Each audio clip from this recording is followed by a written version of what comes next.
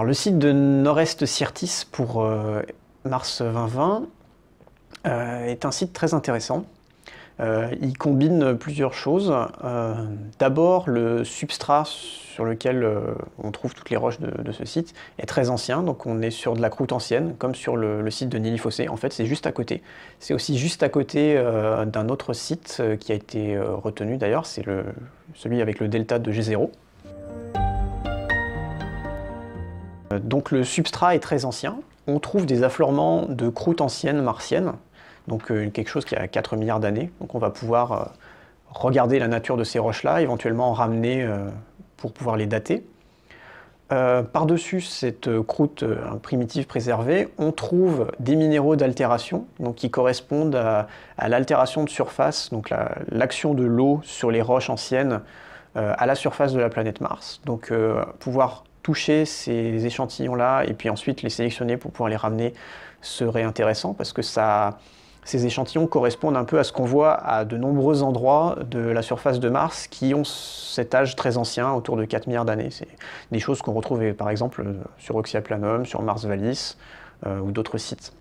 Un autre intérêt de Nord-Est Syrtis, ça pourrait être que, alors c'est un peu en dehors de la zone d'atterrissage, donc il faudrait rouler après avoir fait l'exploration principale, rouler un petit peu, quelques kilomètres, une dizaine de kilomètres, pour atteindre un affleurement d'une coulée de lave récente, donc une coulée du volcan de Syrtis Major, qu'on peut dater très précisément avec les données orbitales, compter le nombre de cratères à la surface.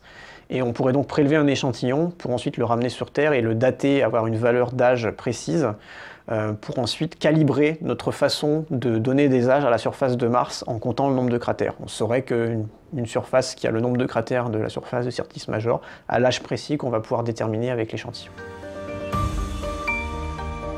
Un des problèmes du Nord-Est Syrtis, c'est d'une part, morphologiquement, comme c'est quelque chose qui est très ancien, un petit peu érodé, il n'y a pas de choses qui sont faciles à reconnaître. Il n'y a pas de rivières évidentes, de jolis deltas avec des dépôts d'alluvions, comme on peut en avoir sur d'autres sites. Et donc, comme c'est un petit peu compliqué à comprendre de ce point de vue-là, on pourrait peut-être se méfier de l'endroit, même s'il est très intéressant minéralogiquement. C'est pas parce qu'on ne comprend pas un site qu'il ne faut pas y aller, au contraire. Ça permet ensuite de se poser sur un site, peut permettre de répondre aux questions qu'on se pose avant d'y aller.